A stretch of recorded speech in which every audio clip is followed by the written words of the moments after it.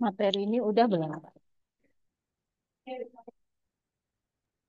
Belum, Bu. Ya udah.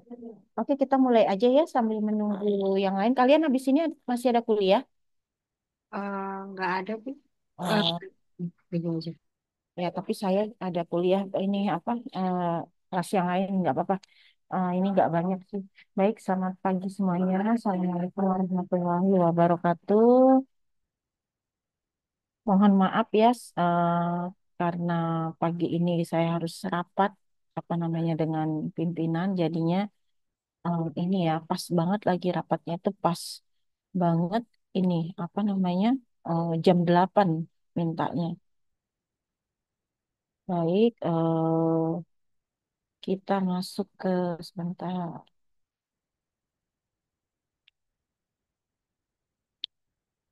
Kita masuk ke materi yang selanjutnya dari mata kuliah Farmakaekonomi, Clinical, Economic dan Humanistic Outcome.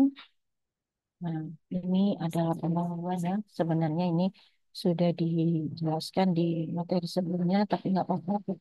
Saya coba tampilkan kembali bahwa pendahuluan dari jadi clinical, economic, dan humanistic outcomes ini merupakan tiga komponen utama dalam farmakoekonomi ya yang digunakan untuk mengevaluasi manfaat dari intervensi medis khususnya penggunaan obat-obatan dalam perspektif yang lebih luas.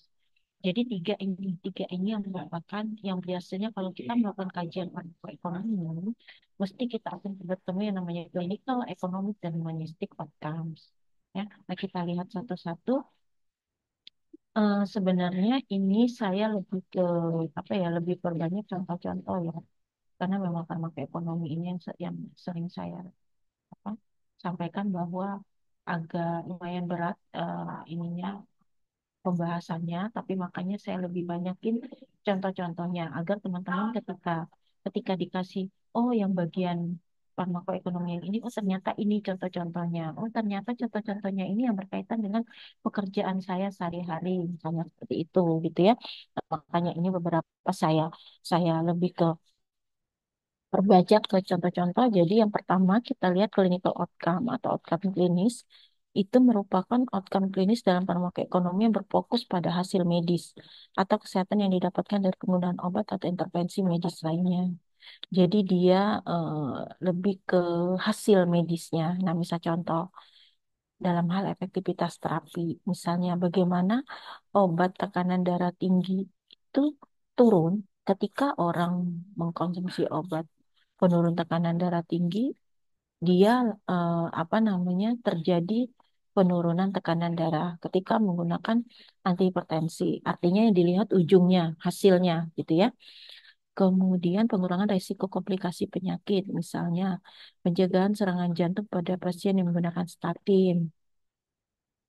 Kemudian tingkat kesembuhan atau pengurangan gejala, misalnya pengurangan rasa nyeri pada pasien artritis. Nah, ini misalnya tingkat kesembuhan atau pengurangan gejala kalau pasien artritis ini dia ke yang apa kayak nyeri sendi itu, nah, seperti itu ya.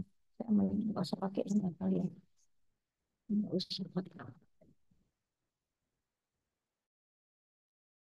Sebelumnya kedengaran nggak? Terdengar, Bu. Ya, Tapi kecil banget, Bu. berarti harus pakai ini ya. Kecil banget ya. Coba, ini baru lepas headset. Begini, headsetnya yang terlalu ini, Mbak. Rasanya terlalu apa ya? Terlalu apa? Penting.